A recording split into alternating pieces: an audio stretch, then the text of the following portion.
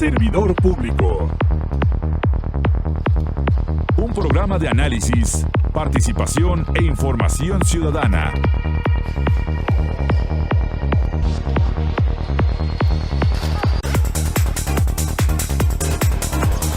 Si yo fuera servidor público.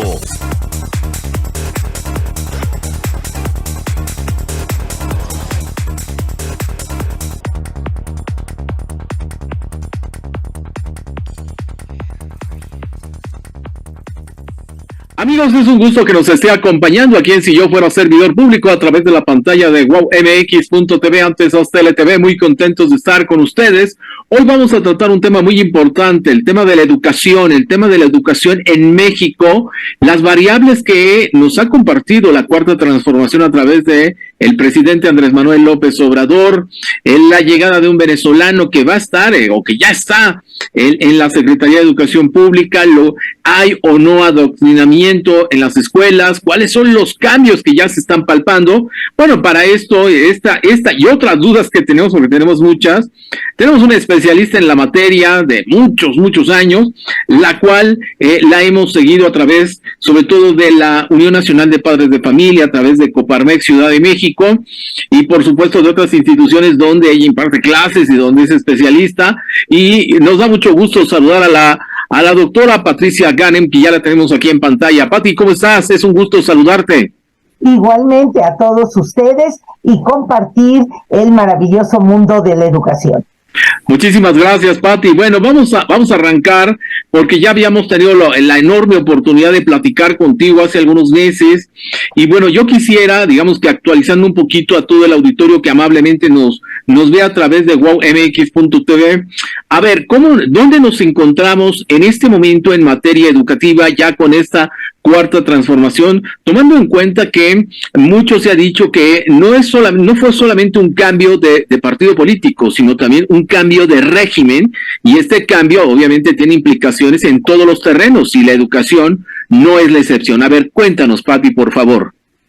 A ver, si hablamos del tema educativo, con este régimen, con otro partido, con otra administración, la educación lleva una inercia, y esta inercia de nuestro sistema educativo implica que somos uno de los quintos lugares en el mundo de los sistemas educativos más grandes. Entonces, estamos hablando de 236,000 instituciones educativas, estamos hablando de casi 38 millones de estudiantes, estamos hablando de 2,000 maestros que atienden en todos los niveles educativos. Tenemos que considerar un poco el histórico con el que nuestro sistema educativo se ha creado. Por supuesto que hay un enorme esfuerzo de cobertura, pero tenemos un enorme rezago en calidad educativa. Si bien hasta la década de los 70s, 80s del siglo pasado se hizo un esfuerzo por construir escuelas, por equiparlas, por capacitar maestros, por ampliar la oferta educativa en las normales, no ha sido suficiente. Y justo cada uno de los funcionarios, cada una de las administraciones se ha topado con este problema, y me parece que en algunos tópicos se ha avanzado, pero en otros no. Si hablamos de la realidad educativa de ahorita, pérdida de estudiantes, bajo rendimiento en los resultados de lectura, de comprensión y de razonamiento lógico-matemático. Con la pandemia se agrava esta situación, sumando que tenemos maestros cansados, que tenemos maestros con baja capacitación, que hemos quitado financiamiento a rubros importantes de la educación, y me parece que bajo ese escenario, bueno, pues tendríamos que ver una administración que quiere atender, yo lo desearía, estos temas, estos problemas y estos asuntos. Entonces, digamos, si diéramos materia para iniciar esta conversación, así estamos en estos momentos. Fíjate que me llamó la atención dos cosas. La primera, que tú lo mencionabas muy bien. A ver, hay aciertos. Cuéntanos algunos aciertos, porque es importante también quitarnos todos prejuicios y como haces tú siempre tus análisis de manera muy centrada, cuéntanos de esos aciertos para ver también de lo bueno, como todo, ¿no? Hay cosas buenas, cosas malas. Cuéntanos de esas cosas positivas que ha habido en esta administración en materia educativa. Pues mira, algunos aciertos que me parece que es importante mencionar es una preocupación por los maestros, por lo menos en la narrativa. Una apuesta a que no se minimizara o no se descalificara el esfuerzo de los profesores, me parece que es algo que el Magisterio Nacional ha recibido bien. Otro de los aciertos es poner a secretarios, secretarias que, vienen del magisterio. Eso fue otro gran acierto. Pero los aciertos se tienen que traducir a resultados concretos. Estamos hablando de mejorar los aprendizajes, estamos hablando de mejorar la motivación y la participación de los padres, de los propios estudiantes, y ahí es donde me parece que empezamos a tener los primeros retos que sí es necesario que esta y cualquier administración enfrente. Fíjate que también mencionabas un punto muy importante, y bueno, inclusive lo hemos platicado y se han hablado en otros foros, el asunto de la pandemia, cómo pegó en materia educativa, cuántos alumnos por diversas situaciones, por cuestiones económicas, desgraciadamente, porque fallecieron muchos de los pequeñitos, también muchos maestros, muchos padres de familia, y que desgraciadamente tuvieron que sacar a los hijos por este tipo de situaciones.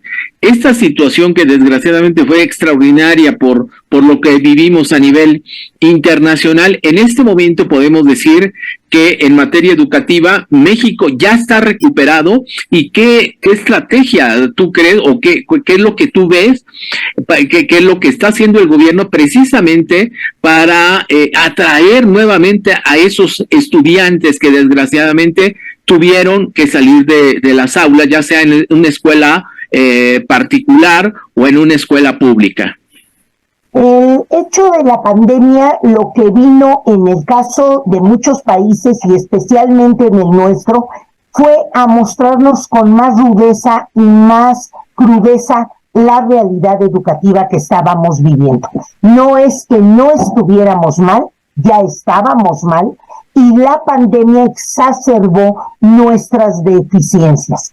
Por eso perdimos tantos estudiantes, porque los chicos que no pudieron continuar su educación en una escuela privada se fueron a una escuela de sostenimiento público. ¿Cierto? No es que esos chicos no continuaran. Los que nos preocupan son los que no pudieron quedarse en ninguna de las escuelas. Exacto. O porque tuvieron que apoyar al gasto familiar, o porque las debilidades de su capacidad de estudiar a distancia ya no les dieron y tuvieron muchos problemas. Esos son los chicos, las chicas, los niños, las niñas que realmente no nos preocupan. Ya en esta cuarta transformación, generar el programa de Aprende en Casa, donde se reunieron materiales, videos, documentos que ya se tenían elaborados, otros se fueron construyendo sobre la marcha, pero la apuesta es que la televisión sería el mecanismo con el cual los chicos pudieran seguir aprendiendo. Bueno, pues tan alejado de la realidad, el 7% de la población no tiene posibilidad de tener televisión analógica, que fue el cambio tecnológico que se hizo. Por lo tanto, esos chiquillos no podían ver televisión. Otro falta de cálculo que hubo ahí, pues en una familia no necesariamente se tiene un solo hijo, se tienen 2 o 3 hijos, y a veces sintonizar los canales de la programación que estaba transmitiendo aquel contenido de aprendizaje, lo que pasaba es que no daba para que 2 o 3 de los hijos estuvieran conectados. Entonces la pandemia lo que hizo fue ponernos al desnudo de la problemática que tenemos en el país. De acuerdo. Oye, y esto es muy importante lo que mencionas, porque ahorita que estabas mencionando eso, recordaba lo que sucedió hace algunos años, cuando teníamos la famosa telesecundaria. ¿Tú qué diferencia ves en la famosa telesecundaria, que también en su momento, bueno, tuvo sus aciertos, tuvo sus errores, tuvo muchas cosas, tuvo muchos retos, pero qué diferencia ves con el sistema que implementó el actual gobierno en esa materia, apoyándose de la televisión? Ya nos dijiste un punto, ¿no? Que muchos no pudieron ver esta televisión por el asunto de la cuestión del cambio tecnológico y de la cuestión análoga a digital, y también del asunto de que más de un hijo. Bueno, el modelo de telesecundaria, ahora telebachillerato también, es un espacio donde hay el equipamiento suficiente, donde hay la presencialidad y donde hay tutores y monitores que conducen visión como recurso. Es que suponía que los chicos estaban a distancia y ahí el tutor o monitor era el propio padre de familia, algún abuelo o algún familiar, lo que marca totalmente la diferencia para la conducción de las actividades y de los procesos de aprendizaje de los chicos. Entonces la apuesta fue muy alta y sí me parece que en algunas comunidades estamos pagando los costos con retrasos en algunos aprendizajes, con desmotivación, con muchos problemas de integración, incluso social. De acuerdo, vamos a la primera pausa. Estamos aquí en Si Yo Fuera Servidor Público. Regreso.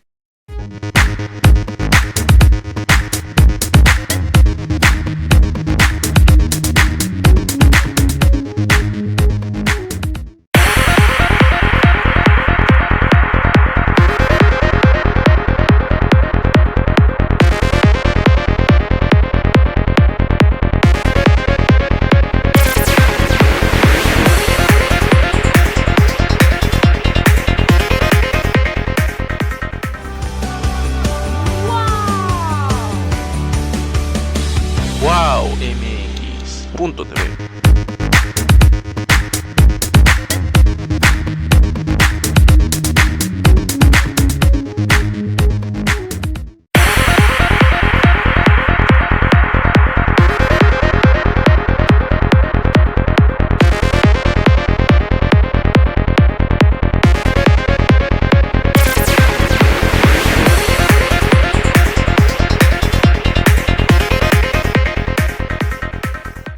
Estamos de regreso aquí en Si Yo Fuera Servidor Público, a través de la pantalla de wowmx.tv, platicando con la doctora Patricia Ganem acerca de cómo se encuentra la educación en este momento con la cuarta transformación. Ya habíamos tenido la oportunidad de platicar con Patti en alguna otra ocasión, pero sí teníamos esa necesidad de actualizarnos, porque tenemos que actualizarnos constantemente, sobre todo por la evolución, por los cambios que ha habido en la Secretaría de Educación Pública, por todo lo que se dice de la cuestión doctrinaria, ideológica que se está haciendo en las escuelas, que ahorita más adelante vamos a platicar sobre ese punto, pero ya nos dio un panorama, me parece muy, muy centrado, muy correcto de lo que estamos viviendo actualmente en materia educativa. A ver, ya platicaste algunos puntos importantes. Los padres de familia, a ver, platiquemos de los padres de familia.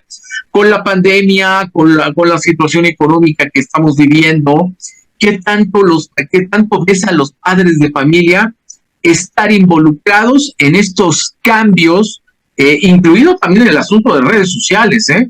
Los padres de familia, ¿cómo los ves integrados en la educación de sus hijos?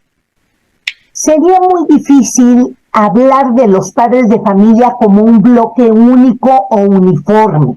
A mí me parece que las familias mexicanas, como en muchas otras latitudes del mundo, somos diferentes. Y yo, digamos, de forma muy rápida, muy superficial, pero creo que nos puede dar un buen panorama, clasificaría a las familias en tres grandes grupos por el nivel de involucramiento de preocupación. Las que están preocupadas, las que son cercanas, son cálidas, tienen una conciencia real de lo que es su papel como educadores. Yo clasificaría que en la población andamos como en un 35% de esos padres de familia. Entonces, esos son los chicos que tienen buenos resultados, que aprovechan la escuela, ya sea pública, ya sea privada. Los chicos llevan las tareas, llevan los materiales. Ahora en la pandemia, los papás vieron cómo le hicieron para poder dotar a cada uno de sus hijos de una computadora, de una tableta, de estar cerca, enterarse cómo aprenden los chicos. Ahí traemos a un 35% de la población. Sí. Traemos, y aquí pueden ser familias uniparentales, pueden ser familias ampliadas de todo tipo. Lo que se trata es de que ellos sí están involucrados, motivados y presentes en la vida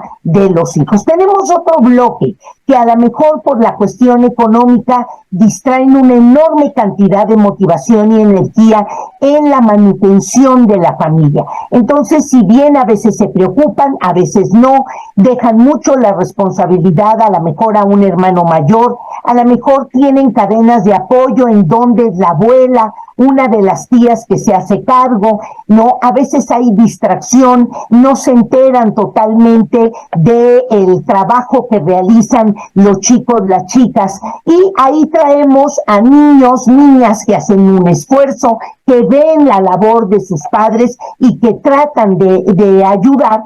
Y ahí traemos aproximadamente un 40% de las familias mexicanas. Y el otro 25% son reales, familias que son distantes, emocionales, que no hay un involucramiento en la vida de los hijos, que dejan total autonomía a los chicos para decidir, que incluso pueden tener problemas en la relación familiar, que puede haber violencia, incluso eso lo vimos muy patente ahora en la pandemia, y son esos chiquillos que tienen bajo rendimiento, bajas calificaciones, no cumplen con la tarea, y es así como se teje este país. Entonces, cada una de estas familias respondió de forma diferente.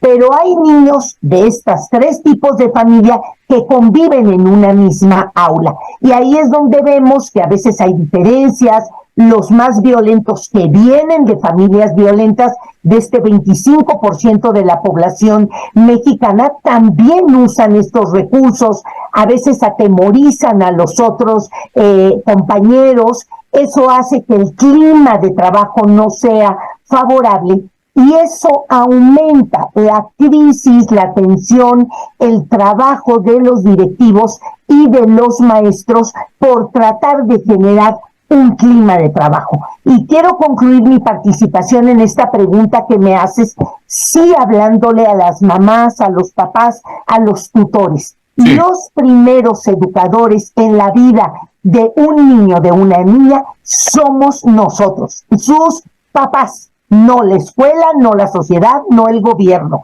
Y cuando nosotros educamos a nuestros hijos, vamos a pedir que la sociedad, el gobierno, las empresas y la escuela continúe nuestro modelo. Así es que los necesitamos a todos exigiendo buena calidad educativa. Muy bien, muy interesante lo que mencionas, Pati. Y sumado a lo que tú estás diciendo, salto a otro tema, el cual fue, digamos, una de las primeras solicitudes que te pedimos para que nos explicaras y nos comentaras algunos puntos sobre lo siguiente. Recordamos que, bueno, siempre se ha dicho de que los gobiernos siempre tratan de meter, por decirlo de manera coloquial, quieren meter su cuchara en los libros de texto gratuitos, sobre todo en la parte oficial, para, digamos, algunos le llaman adoctrinamiento, ideologizar, o sea, meter sus ideas, nos pueden gustar o no, pero bueno, yo recuerdo, inclusive siempre se mencionaba que el PRI siempre metió, pues, trató de adoctrinarnos, lo cual, lo que está sucediendo con la Cuarta Transformación realmente no es una novedad, porque finalmente me parece que están haciendo lo mismo, cada quien con su estilo, cada quien con sus ideas, pero finalmente me parece que es lo mismo. En ese sentido, ¿tú cómo notas esos cambios de yo no sé si llamarlo adoctrinamiento o no? A ver, sácanos de esa duda primero, y cómo has visto esas ideas que tenía el PRI, que las plasmó en los libros de texto, y ahora lo que está haciendo la Cuarta Transformación. A ver, cuéntanos. Yo creo que hay un ejemplo muy sencillo que va a permitir a la audiencia valorar esto, que es generar una visión de educación que prepare a lo social. Este ejercicio o este esfuerzo lo hacen todos los gobiernos. Es decir, ¿cuál es la sociedad que nos imaginamos? ¿Cuál es el perfil de ciudadanos? Y formamos en función de esa sociedad. Y un ejemplo que te digo que es muy, muy evidente es cómo los héroes o los personajes históricos están planteados o plasmados dentro de los libros de texto. Y bueno, pues si uno ve a los revolucionarios, o ve uno a los insurgentes, o ve uno a los gobernantes, y los trata de comparar cómo los plantean en los libros de texto, pues cada visión es diferente, parece que tuvimos personajes distintos. Entonces, eso habla de que el posicionamiento de las ideas, de los conocimientos, siempre hablarán del tipo de ciudadano que queremos formar. Y es cierto, hubo muchos años donde la apuesta fue formar por habilidades, por capacidades, para que los chicos pudieran responsabilizarse sobre su propia vida y en función de eso ser ciudadanos que fueran operativos o fueran funcionales en un modelo económico. Pero pues esto no es nuevo, no nos debería de espantar, porque además, como tú bien lo dices, esta nueva administración apuesta por la misma fórmula que ya hemos visto que falla. Y ahora lo que trata de hacer en los libros de texto, en los programas, en los materiales, es decirle a los chicos y a las chicas que no solo somos individuales, también somos sociales. La apuesta por lo social es el componente más importante y transversal de esta propuesta curricular y de este tratamiento de los ejercicios y de las actividades. Y yo creo que nos vamos a volver a equivocar, porque somos una sociedad profundamente individualista, somos una sociedad que nos preocupamos cuando nos afectan las cosas. Y sí es cierto, tenemos que ir cambiando a una formación más comunitaria, más social, porque, con otro ejemplo, el tema de la clasificación de la basura es un tema que nos compete a todos. Claro. Si tú oyes en la casa, no, yo para qué clasifico la basura, si el señor que la recoge la revuelve. Entonces nos deslindamos de la responsabilidad.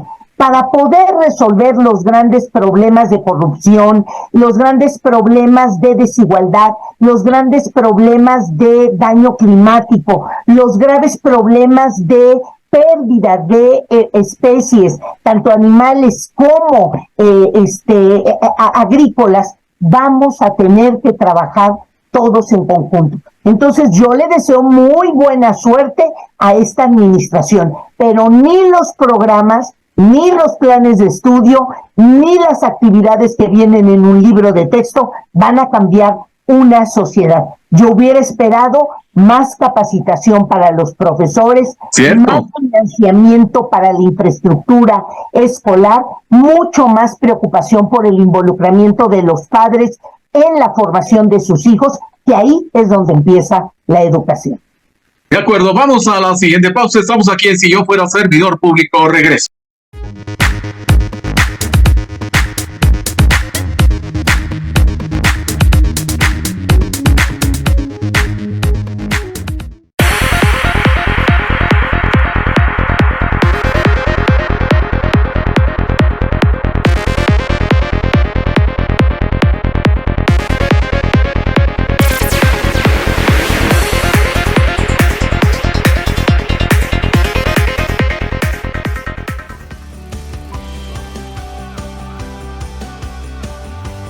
wowmx.tv.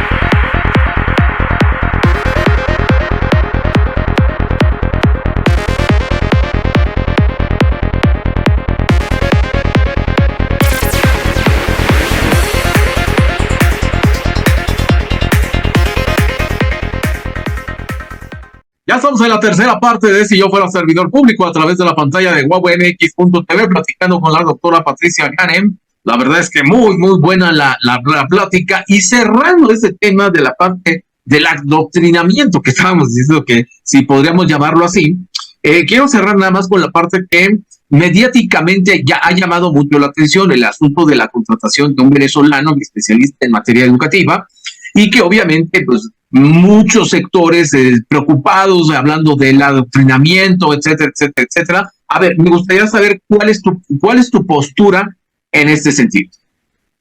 A mí me preocupa que esta administración ha hecho mucho trabajo en silencio, sin la participación de la sociedad, los investigadores, las organizaciones de la sociedad civil, los académicos, los periodistas que están interesados en el tema, los mismos padres de familia, no han podido entablar un diálogo serio, cercano con la autoridad educativa. Ha sido errática y a veces han empezado procesos que no han concluido. Es solo decir que en 2019 se convoca a la transformación de 18 libros de texto que nunca se concluyen. Y luego viene el nuevo marco curricular, y luego viene la convocatoria para reformar los libros de primero y segundo, y luego vienen las asambleas. Y nada de eso hemos sabido en qué ha concluido. Entonces, esta parte de las contrataciones o de quitar presupuesto o de no saber cómo se están construyendo los libros de texto o que los autores o los maestros que están participando tengan que firmar cartas de confidencialidad, siempre genera sospecha. Entonces, creo que lo que genera la presencia de personajes o de contrataciones de otros países es sospecha, es desconfianza, ¿no? Teniendo grandes investigadores, grandes académicos en el país que conocen la realidad del país, hay que poner a extranjeros y nacionales a trabajar juntos. Pero a mí me gustaría que la Secretaría de Educación Pública, concretamente el área de materiales educativos, pudiera ser más franco, más abierto, más transparente, señalando las motivaciones por las cuales tenemos que contratar a especialistas de otros países. Está bien, a mí no me parece ni que sea ni mejor ni peor, pero una razón dada siempre ayuda a tener más confianza en lo que se va haciendo. En general, en los padres de familia, en los maestros, en los directores, en los académicos, en los investigadores, en los periodistas, veo desconcierto, incertidumbre, desconfianza. De acuerdo, Pati. A ver, otro tema también importante que tocar en este bloque que estamos platicando contigo en materia educativa. A ver, acerca del nuevo modelo que nos presenta el actual gobierno, sabemos que ha habido algunos cambios, bueno, o sea, que pretende hacer algunos cambios, sobre todo, por ejemplo, el asunto de las calificaciones, ¿no? O sea, ya van a desaparecer las calificaciones, tanto aprobatoria como reprobatoria, si son como por tipo niveles. A ver, ¿cómo vamos en ese sentido? Porque yo tenía entendido que había un amparo, que inclusive la parte de capacitación para los maestros para precisamente implementar este modelo se tuvo que detener por este amparo. ¿Qué ha pasado al respecto? O sea, ¿va a seguir? ¿No? ¿Qué sucede en este sentido? Me gustaría empezar comentando el tema de la evaluación. Okay. La disposición o los mandatos y sugerencias que ha dado la Secretaría de Educación Pública se han tenido que adaptar a cómo hemos visto la respuesta de los maestros y de los chicos. De tal manera que la Secretaría ha hecho algunos adendos de documentos donde dice no se evalúa. Fue lo primero que sucedió cuando se cierra el ciclo escolar 19-20 en marzo del 2020, que lo que hace es que los chicos se van a sus casas en marzo y el último trimestre del ciclo escolar ya no se evalúa. La sugerencia de la Secretaría, ¿cuál fue? Promedien el primero y el segundo trimestre y con eso saquen a los chicos. Bueno, perfecto. Entonces, lo que realmente los maestros evaluaron es hasta donde se quedaron de ese contacto presencial, pero luego no se dio una apertura del siguiente ciclo escolar 2021, y en ese ciclo escolar se publica una normatividad donde se dice a los maestros no se puede reprobar. La calificación mínima es 6. Y en función de eso se simula, se cubre todo lo que estaba pasando en los aprendizajes de los chicos. Hombre, a mí me hubiera encantado que la Secretaría fuera mucho más prudente, mucho más asertiva y hubiera dicho, si no tenemos evidencia del avance del niño, se pone SN sin información. De tal manera que un maestro que recibe un chico que va con una nomenclatura así, ya sabemos que viene con problemas.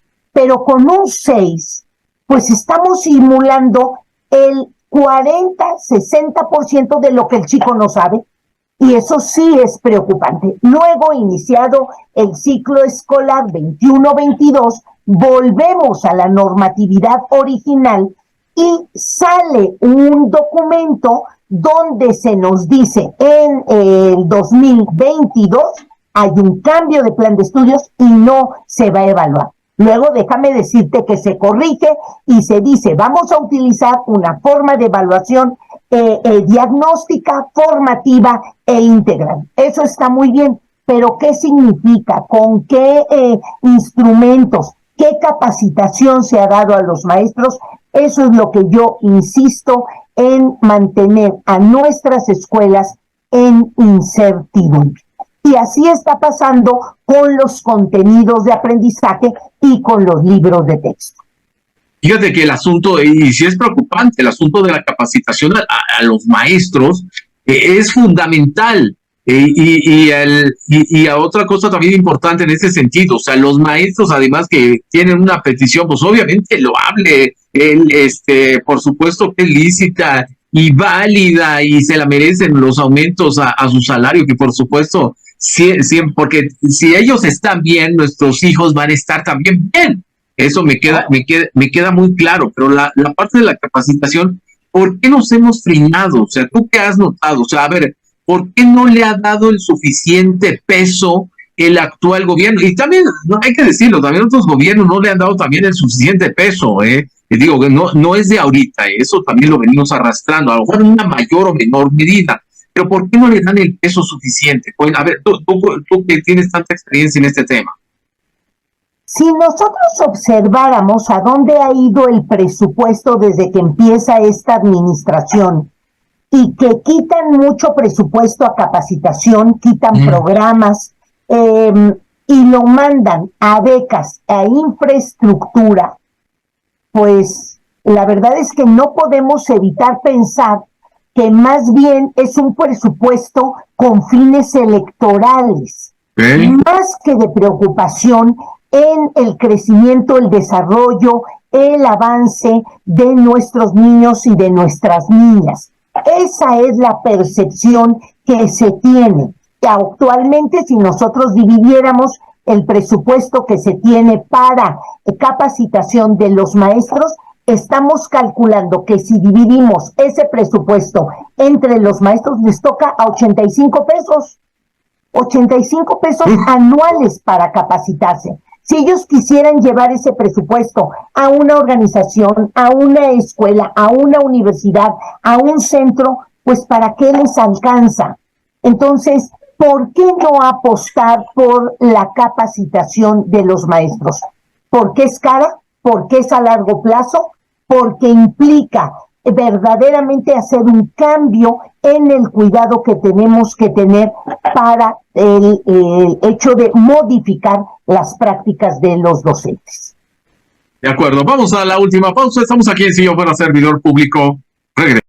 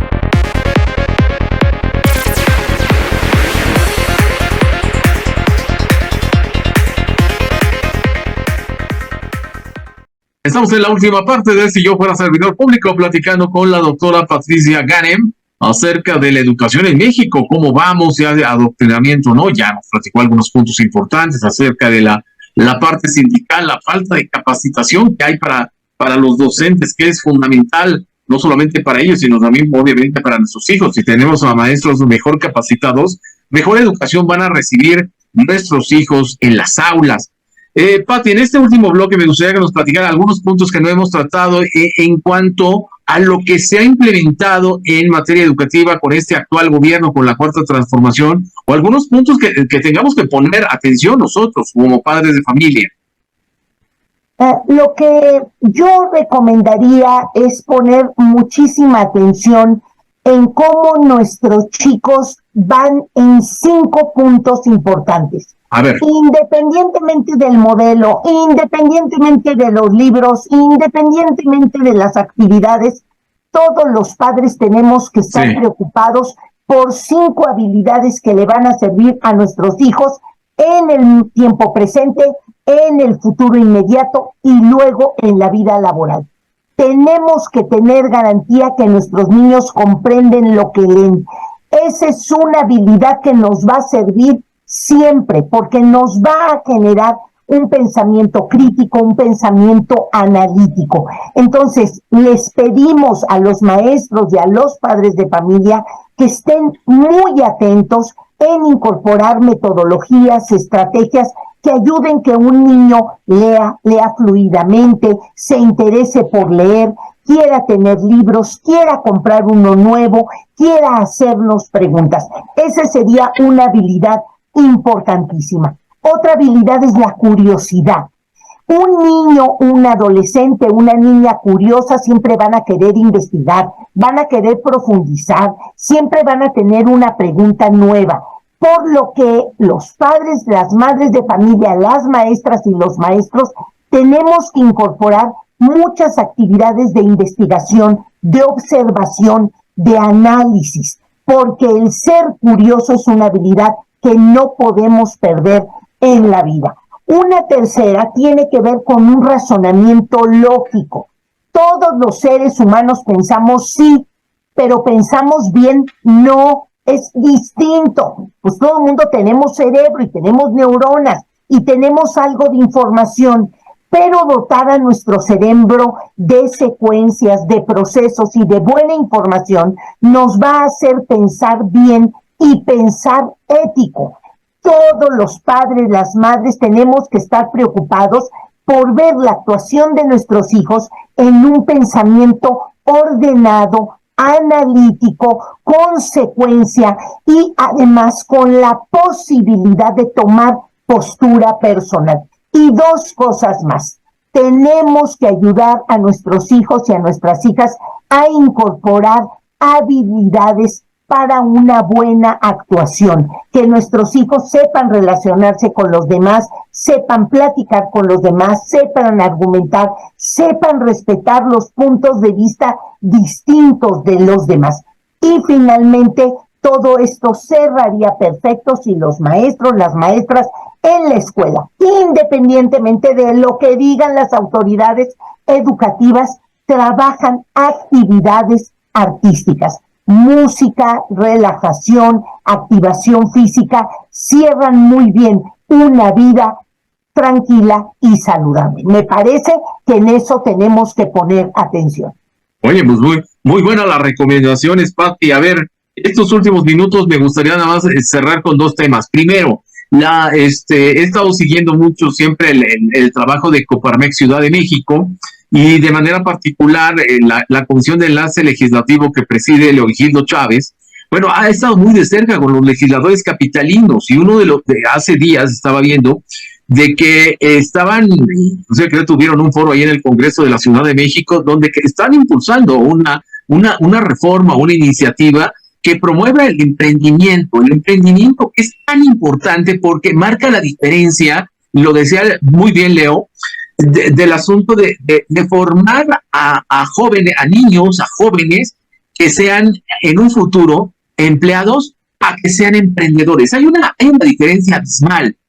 ¿Cómo hacerle? Precisamente, digo, yo sé que no es fácil, pero obviamente con ayuda de organismos como Coparmex seguramente se puede hacer. Pero ¿tú qué le recomendarías a los padres de familia en este sentido, que me parece una materia fundamental?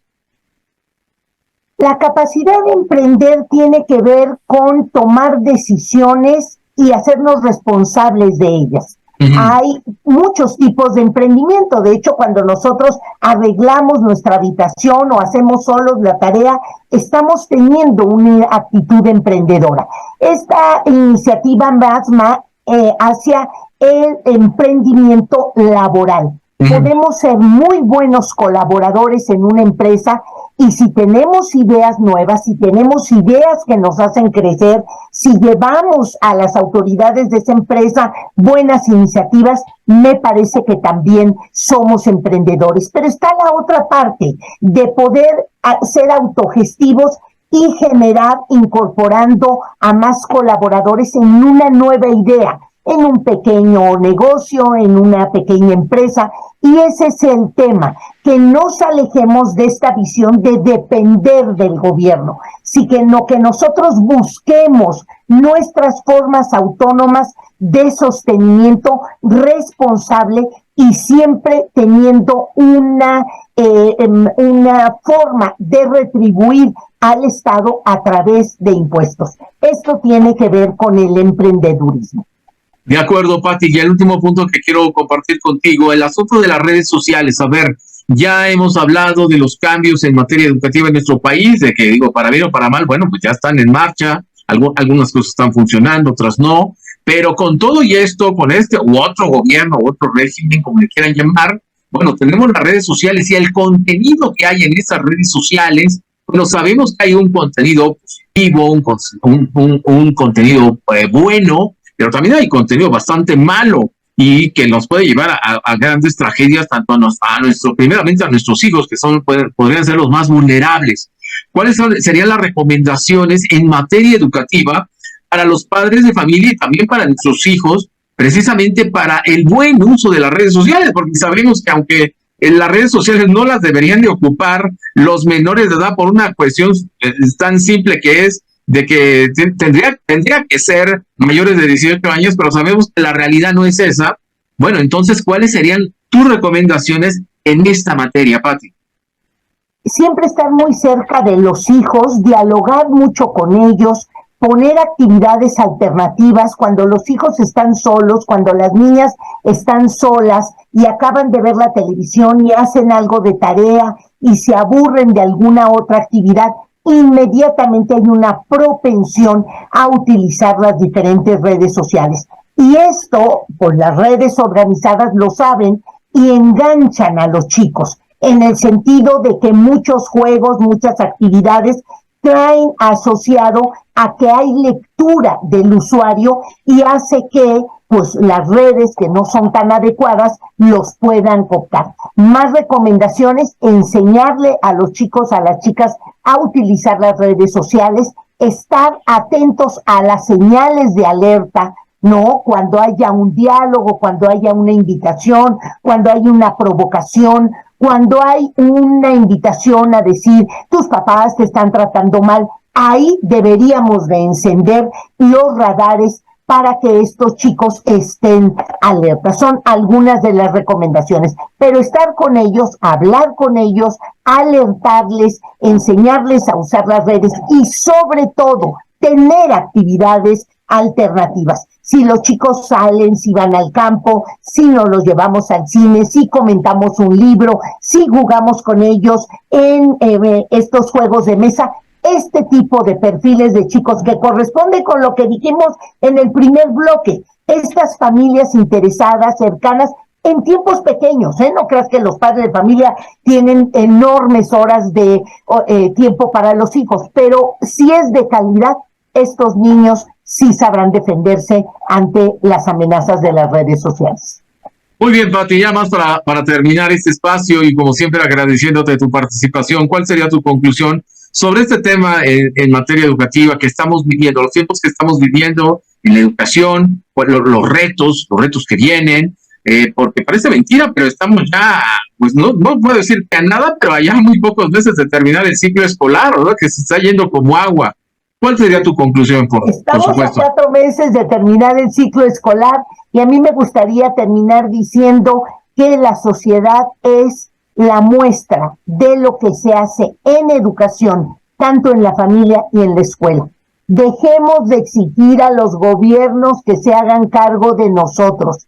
Tomemos nuestra sociedad nosotros, ciudadanos participativos, ciudadanos que son responsables, no necesitan gobiernos, se gobiernan a ellos mismos. Y esto es lo que siempre me ha preocupado en educación, que dependamos tanto, que si nos autorizan un programa, que si nos autorizan otro, o que si tenemos que leer tal cosa. No, los maestros mexicanos, las familias mexicanas, tenemos que orientar ese ciudadano que va a ser individual para hacerse cargo del mismo, pero social para poder abonar a construir un México mejor. Muy bien. Pati, muchísimas gracias y si nos lo permites estaremos en comunicación contigo próximamente porque hay que darle seguimiento a este tema que es apasionante para todos, es formativo y sobre todo porque estamos hablando de lo que es el presente, pero también futuro de nuestro país a través de nuestros hijos. Así es, muchas gracias por la invitación y un saludo fuerte a ti y a toda la audiencia. Gracias, Pati, gracias a todo este gran auditorio que nos acompañó en Si Yo Fuera Servidor Público. Quédese en la programación de la televisora. ¡Nos vemos! ¡Wow!